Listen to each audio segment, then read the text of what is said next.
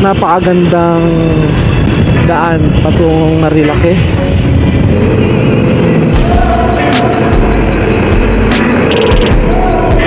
Yan yung lihim na Lagusan.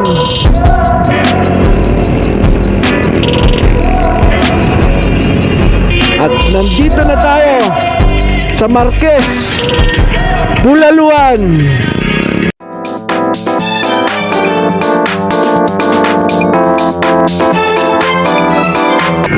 So ngayon ay araw ng Huwebes. Tama ba? Huwebes 9:16 in the morning. So tayo ng kilometer 90. So tatlo kami dito ngayon. Si Boss Bennett, sa si Billy, B-Boy. Yan ang ating respeto kagulong. Shoutout yan. Nandito tayo sa Sapinit Road, going sa kilometer 90. May falls dyan eh. Ayun o, waterfalls o. Okay, so when we're here, baso-baso. Ayan ang Shell, tambayan o meet-upan ng mga riders. Tapos napakagandang daan patungong Marilake. So alam mo, ito yung binabalik-balikan dito sa Marilake, the experience ng kalsada. This is really quite good. Napakaganda talaga ng kalsada dito. This is life. Sabi nga nila, YOLO, you only live once. So make sure to it na enjoy mo yung life mo.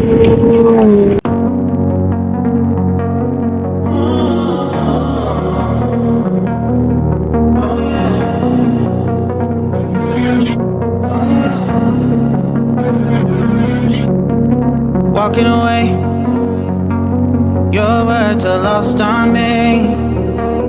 It's taking everything not to turn around.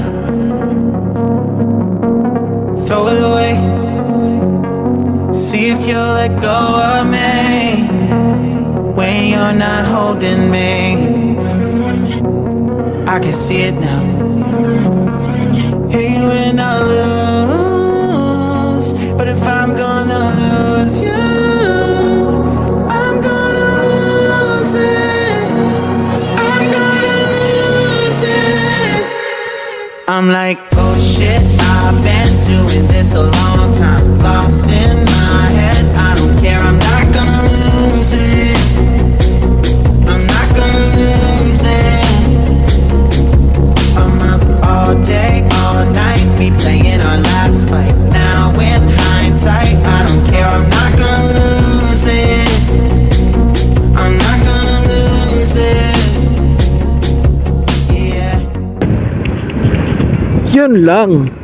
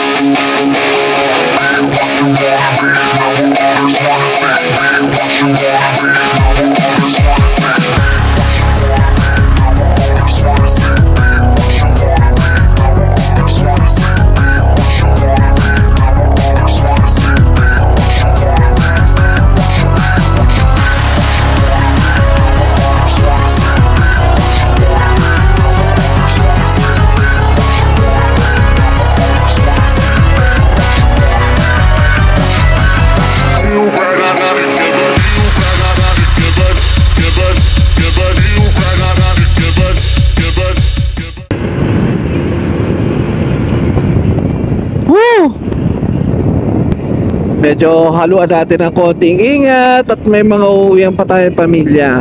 Okay? Kanina lang wala tayong choice kasi medyo nahihirapan yung motor.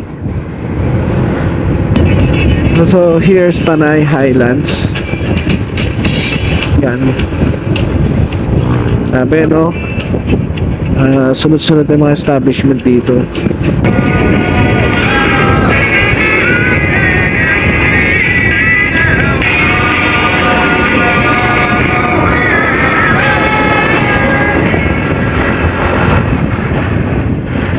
So ano to? Sampaloc ba to?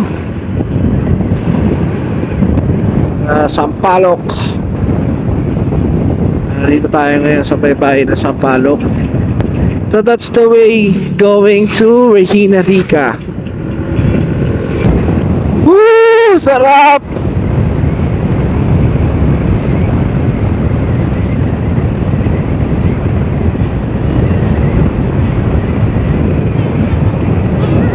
Mas masarap dito, kilometer 69.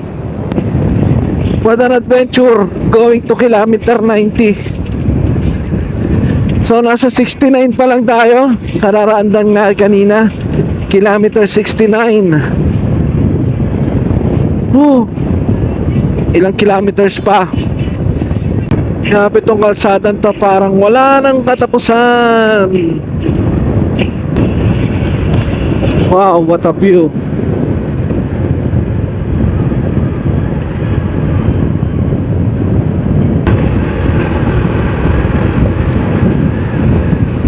So, nadaanan natin yung lihim na lagusan. So, ito yun. Wow! Yan yung lihim na lagusan. Pa-picture ka dyan.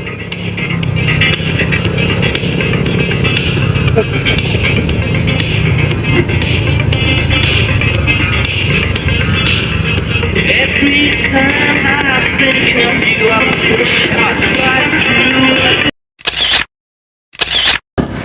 Okay, so let's go. Biyahe na tayo ulit papunta ng kilometer 90. So makikita nyo medyo basa ang kalsada. Ingat tayo, halong ingat, dahil nga ito ay ang lihim na lagusan. Pero ngayon hindi na lihim kasi nalaman na natin. Ayan. So itong lugar na to, pinag-iingat din ng mga tao dito sa pagdaan sa kadahilan ng ito ay landslide prone area. Kaya makikita ninyo merong mga net na nakasabit sa gilid ng bundok bilang proteksyon na rin sa pagguho ng lupa. So diretso lang tayo. Hindi ko pa alam kung ano sa makarating doon, pero let's go. Okay, so ngayon nandito na tayo sa Santa Maria, Laguna. Kanina lang nasa Tanay tayo, ngayon Laguna na tayo mga paps. So biyahe pa tayo ulit. Eto na, ang konti na lang at we're finally here sa ating first destination, kilometer 90. Yan ang arko ng Infanta Quezon. Tara, picture tayo guys.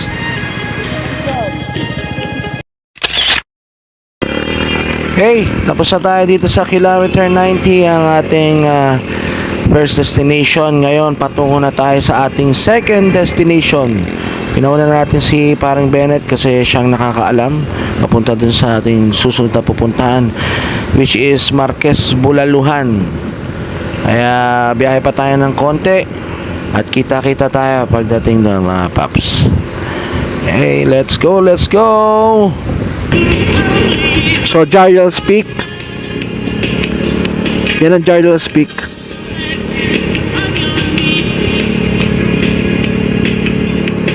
So konting usog lang daw. At nandito na tayo sa Marquez, Bulaluhan.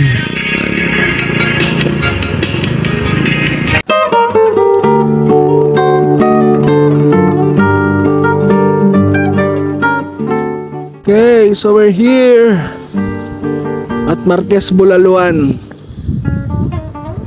Let's try natin. Yeah, pasok tayo. Kaya makikita nyo yung mga stickers ng mga rider na nagpupunta dito.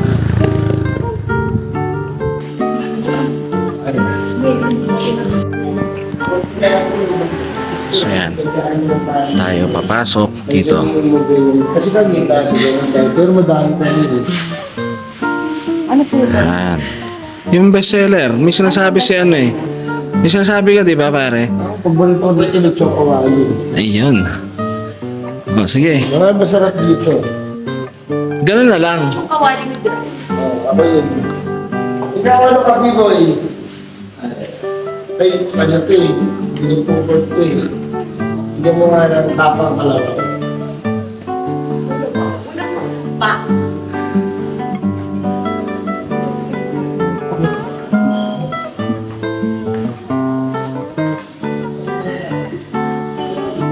Kita nyo, sobrang dami ng grupo sa Pilipinas. Yan, kaya karami ang mga sticker.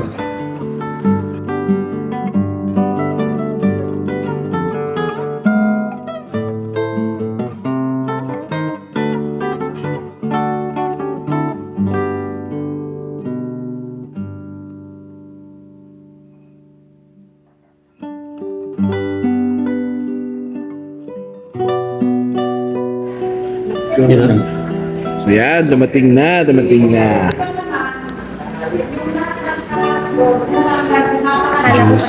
Akala ko pitchil, kaya nakakawak ko yung ano. May saan? May sabaw?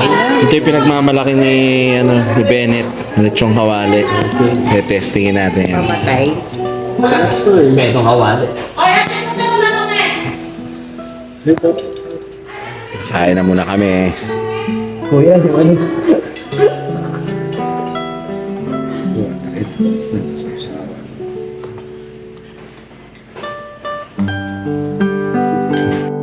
Okay guys, so natapos na tayong kumain dito sa Marquez Bulaluhan. Magre-rate naman tayo. In terms of food, okay siya. Masarap. Masarap yung pagkain niya. Lalo na yung lechong kawali. Solid. Masarap yung lechong kawali niya. Yung bulalo mismo. Yung sabaw masarap.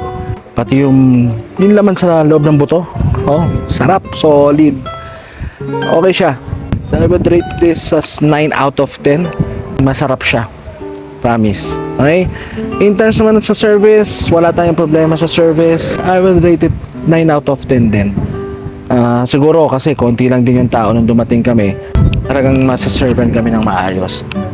Dito naman sa terms sa lugar mismo, cleanliness, malinis naman siya. Probinsya yung dating. Yung feel ng nasa probinsya ka, ay ma-adapt mo pa rin. Ma-adapt mo dito. So, okay siya. Kasi typical na nasa probinsya feel. Okay? And since yun naman siguro yung kanilang target talaga na probinsya yung dating. So okay siya, pasok sa akin. So I would rate it 9 out of 10. And sa price naman, mataas din ng konti. Pero siguro dahil namin sa serving nila, malaki naman yung serving, madami. So okay siya. I would also rate it 9 out of 10. So overall, siguro I will give this Marquez Bulaluhan 9 out of 10. Have time na mag-drop by dito sa Marquez Bulaluhan. So nandito na to sa boundary ng Quezon. Maganda yung dadaanan nyo via Marilake Road. Without further ado, siguro that will be it for our vlog for today. Sana makasama ko kayo ulit sa next vlog natin. And this is your Motorist TV. Now signing off. Okay? And please don't forget to like, share, subscribe on my channel. Okay, bye guys.